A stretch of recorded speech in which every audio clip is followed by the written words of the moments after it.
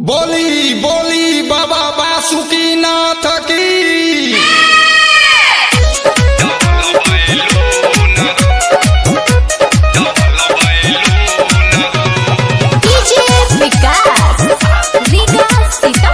Recording by जय Ganga studio Surajganj.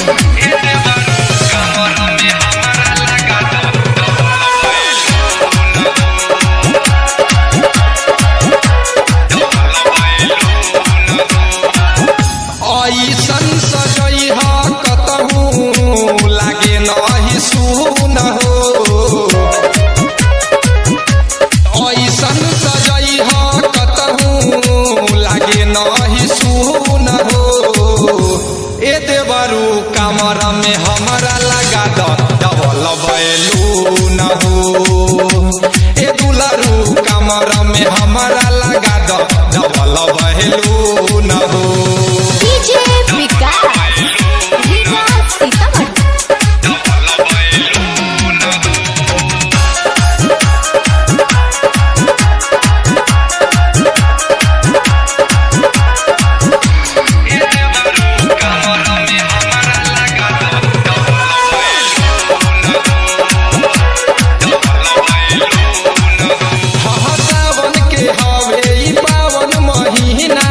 सभे रंगाइल गेरुआ साड़ी में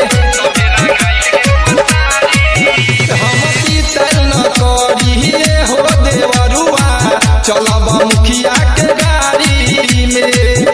घंटी लगा दो यही में बाजी टून टून हो।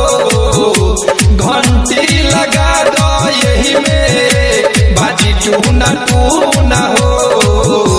ए देवरू कमर में हमारा लगा दो डबल बैलून हो। ए दुलरू कमर में हमारा लगा दो डबल बैलून हो।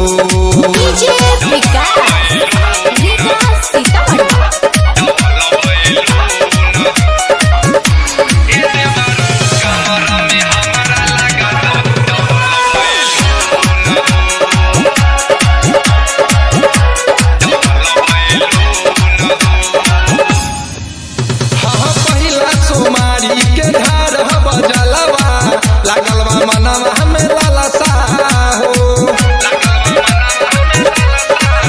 एहो बोलू सिंगड़ी तेज के बाजता गहना भइल बा वही जलसा हो। ऋषि राजेश संजीव नाचे झूम झूम हो। राजेश ऋषि अमित नाचे झूम झूम हो। ए देवरू कमर में हमारा लगा दो डबल बैलून हो। ए दुलरू कमर में हमारा लगा दो डबल बैलून हो। रिकॉर्डिंग बाय जय गंगा स्टूडियो